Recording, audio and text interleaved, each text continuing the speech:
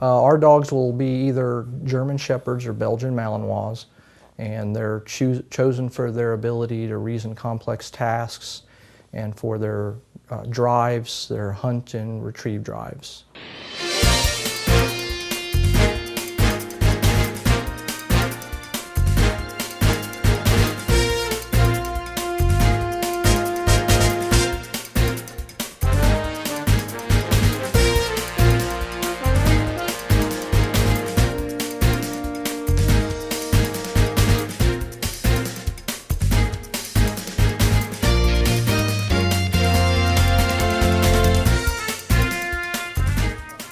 Canine Division supports the patrol officers.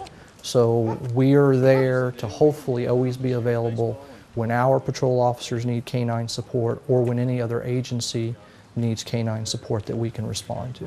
One of the big tools of our dogs, they're both trained in narcotics detection and patrol work, is their ability to detect the odors associated with illegal narcotics.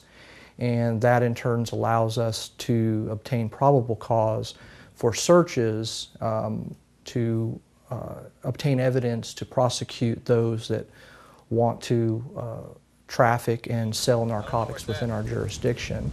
For 2013, the canine units did 64 arrests and removed 471 grams of illegal substances off the streets.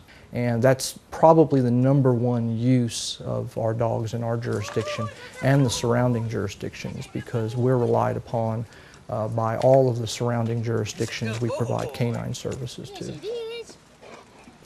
Our handlers are picked ultimately at the discretion of the police chief. There's a minimum of 2 years required to be a Shawnee police officer to put in for a canine position. Those officers are picked for their ability to work with minimal supervision. They're picked for their activity, their ability to catch offenders without a dog. We need to have those skills in place, the skills of being a police officer, that experience before we add a dog to that. And then once they're in the program and selected, then they go through training with the dog that they'll be working with.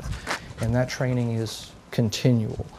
Usually starts as a 1 or 2 week school to begin with, and then it's continual for the whole career of that canine team.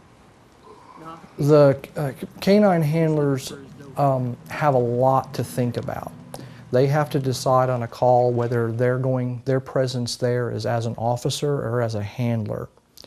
Ultimately, there are some times where the officer just has to be an officer. The officer has to be there.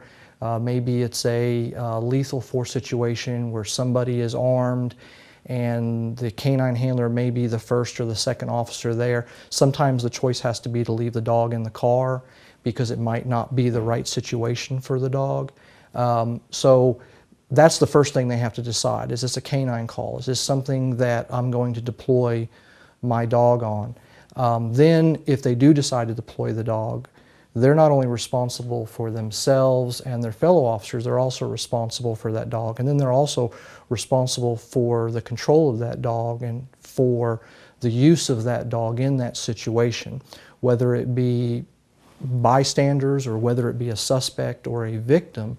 That officer has to control all aspects of that and his canine at the same time. So there's a lot that's processed by the canine handler anytime they go to a call. The first decision is this a canine call or is it not a canine call? The biggest things that the dogs provide to a jurisdiction is deterrence. It's why our police cars are black and white. People see that and it's a deterrent. The dogs are a deterrent for the criminal element, whether it is them knowing that if they're transporting narcotics, there's a high probability in our jurisdiction that a dog's going to be available for a sniff of that vehicle during a traffic stop.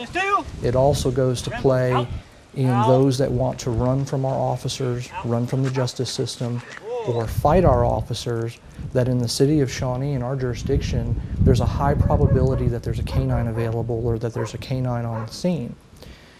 People are less likely to fight, run, or resist if there's a canine present. They're less likely to do it in a jurisdiction where they know there's usually always a canine on duty.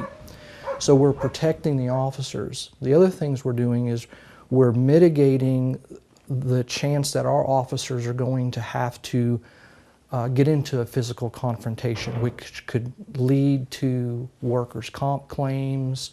It can lead to use of force claims by a suspect. It could lead to other officers having to respond across the city quickly, using their lights and sirens to respond to an officer who needs an assistance or an officer who's in a foot chase. Whenever that happens, the probability of accidents go up. So if you have a dog available and a dog is at the scene of a situation and the people there decide not to run, not to fight with the officer, then you're reducing all the other things that would fall into play if that were to happen, which reduces liability, it reduces insurance costs, it reduces workers' comps, injuries from our officers.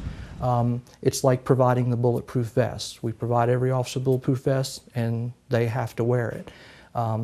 That's there to reduce all that, keep our people safe, and the canines are there for the same reason.